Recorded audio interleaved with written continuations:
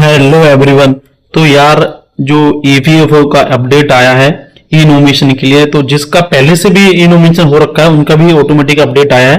तो आपको ई नॉमिनेशन फिर से करना है। और करना कैसे? तो आपको यहाँ पे आ जाना है क्रोम पे या गूगल पे, यहाँ पे डाल देना है ईपीएफओ। तो यहाँ पे जो पहली वेबसाइट होगी यहाँ पे आपको कर देना है क्लिक। जैसे आप यहाँ पे क्लिक करोगे तो आपको वेट करना है, आप यहाँ पे आ जाओगे। अब यहाँ पे आप देख रहे होगे, ऑप्शन देख रहे हो कि ऑनलाइन क्लेम मेंबर अकाउंट। तो यहाँ पे आपको फिर से क्लिक कर देना है। और जैसे आप यहाँ पे क्लिक करोगे तो उसके बाद एक नई स्क्रीन ओपन हो जाएगी जो कि इस तरह की होगी। अब यहाँ पे आप देख रहे होगे यूएन नंबर और पासवर्ड का ऑप्शन आप देख रहे होगे यहाँ पे। तो आपको यहाँ पे अपना जो यूएन नंबर और पासवर्ड डाल देना है। तो मैं यहाँ पे यूएन नंबर और पासवर्ड डाल के एंटर कर दे रहा हूं। तो दोस्तों जैसे ही मैंने अपना जो यूजर आईडी पासवर्ड फिल किया तो यहाँ पे और देखो कुछ नहीं आ रहा, डायरेक्ट यही आ रहा है, ये लिख के आ रहा है submit your e nomination now for easy access to social security benefits your family without visiting EPFO, है ना। तो यहाँ पे आपको भी कुछ नहीं होगा जब तक आप ई नॉमिनेशन को फिल नहीं करोगे, कोई भी सेटिंग नहीं आएगी। तो यहाँ पे ई नॉमिनेशन के लिए यहाँ पे फाइल पे आपको क्लिक कर देना, ठीक है, फाइल ई नॉमिनेशन, और आपको वेट करना है। अब दोस्तों जैसे फाइल ई नॉमिनेशन पे आप क्लिक करोगे तो क्या सर्वर पे लोड दोस्तों थोड़ा ज्यादा है, तो वो वन टाइम में ओपन नहीं होगा। और ऐसा हो सकता है कि एक बार में आपका ये ई नॉमिनेशन ना हो, क्योंकि यार ये जितने भी लोग हैं इंडिया में, जितने लोग हैं, सभी लोग जो जॉब कर रहे हैं प्राइवेट सेक्टर में, गवर्नमेंट सेक्टर में, वो सब लोग ई नॉमिनेशन फिल कर रहे हैं। तो ये वेबसाइट पे लोड ज्यादा पड़ रही है। तो इसका मतलब ये नहीं है कि आपका फॉल्ट है, आपका फॉल्ट नहीं है, वेबसाइट का थोड़ा फॉल्ट है और लोड ज्यादा चल रहा है। तो आपको फिर से ट्राई कर लेना है। तो यहाँ पे यार, यहाँ पे क्या कर देना, यहाँ पे एक ऑप्शन आएगा फैमिली का यस और नो को, तो आपको यहाँ पे यस कर देना। मैंने इसको पहले से फिल करके रखा है। आप जैसे यस कर दोगे यहाँ पे अपने जो पिता है, माता है, जो भी है, उनको यहाँ पे सन है, डॉटर है, वाइफ है, तो यहाँ पे सिलेक्ट कर लेना, ठीक है। उनका आधार कार्ड नंबर यहाँ पे डाल देना, उनका नाम डाल देना, उनकी डेट ऑफ बर्थ डाल देना, उनका जेंडर डाल देना, रिलेशनशिप क्या है यहाँ पे, रिलेशनशिप पता चल जाएगा कि आपके मॉम है, मदर है ना, कौन है। तो यहाँ पे मैंने अपनी माँ का ले रखा है। और ये एड्रेस आपको यहाँ पे फिल कर देना है, जो अगर आपका एड्रेस सेम है, यानी कि जो आपका एड्रेस है वही माता का एड्रेस है, तो यहाँ पे सेम एज मेंबर पे क्लिक कर देना।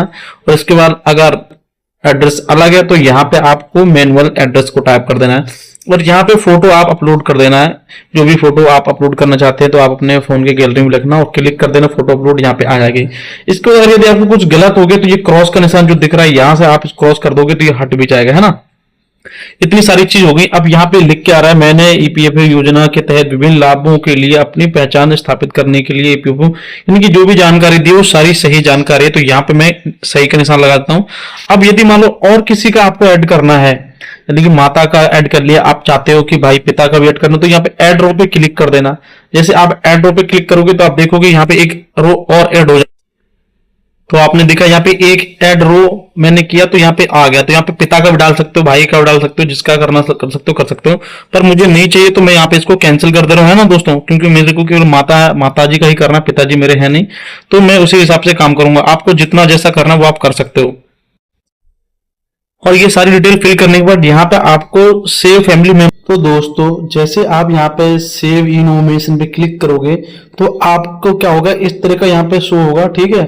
और यहाँ पे आपने अपने परसेंटेज डाल देनी है कि आप अपने माँ को कितनी परसेंटेज शेयर करना चाहते हैं। यदि फादर वगैरह है तो फादर का भी डाल देना, भाई को देना चाहते हो तो भाई को डाल देना, ठीक है। उसके बाद जैसे आप यहाँ पे सेव ई नॉमिनेशन पे करते हो तो एक और यहाँ पे ऑप्शन इस तरह का रो ऐड हो जाएगा, जो कि वेरिफिकेशन के लिए है। यानी कि आपने अगर मदर का दिया तो मदर का वेरीफाइड होगा, पिता का होगा तो पिता का रीवेरीफाइड होगा। तो यहाँ पे मैंने माता जी का दिया तो यहाँ पे रीवेरीफाइड के लिए फिर एक से कॉलम ओपन हो गया। अब यहाँ पे मैं सेव कर देता हूँ, फाइनली सेव ई नॉमिनेशन, ठीक है। तो अब यहाँ पे लोड ले रहा है, आप देखते हैं क्या होता है यहाँ पे, है ना। तो यहाँ पे आप देख रहे होगे ईपीएस डिटेल सेव सक्सेसफुली, है ना। और यहाँ पे अब ये भी लिख के आ रहा है, आप यहाँ पे देख के ये देख रहे होगे कि पेंडिंग ई नॉमिनेशन पेंडिंग लिख के आ रहा है, ठीक है। तो दोस्तों जैसे आप वहां पे डबल रीवेरिफिकेशन करोगे, रीवेरिफिकेशन करने के बाद आपका एक ई साइन का ऑप्शन आएगा, ई साइन में जैसे ऑप्शन आएगा ई साइन वाले में आपको क्या करना है, अपना आधार नंबर डालना है और ओटीपी को वेरिफिकेशन कर देना। जैसे ओटीपी आप डाल के वेरीफाइड कर दोगे तो इस तरह का यहाँ पे देखो ई नॉमिनेशन सक्सेसफुली लिख के आ जाएगा। तो यहाँ पे आप देख रहे होगे जो मेरा ई नॉमिनेशन है वो सक्सेसफुली हो चुका है। पहली बार मैंने ई नॉमिनेशन किया था कब, 12 मार्च 2022 में किया था। उसके बाद फिर मैंने ई नॉमिनेशन किया है आज 18 अगस्त 2025 में किया है। तो बिल्कुल इजी प्रोसेस है, फॉलो करो दोस्तों, सब कुछ हो जाएगा। और कोई डाउट हो तो कमेंट करना। मिलते हैं नेक्स्ट वीडियो में, तब तक के लिए जय हिंद, जय भारत, बाय बाय।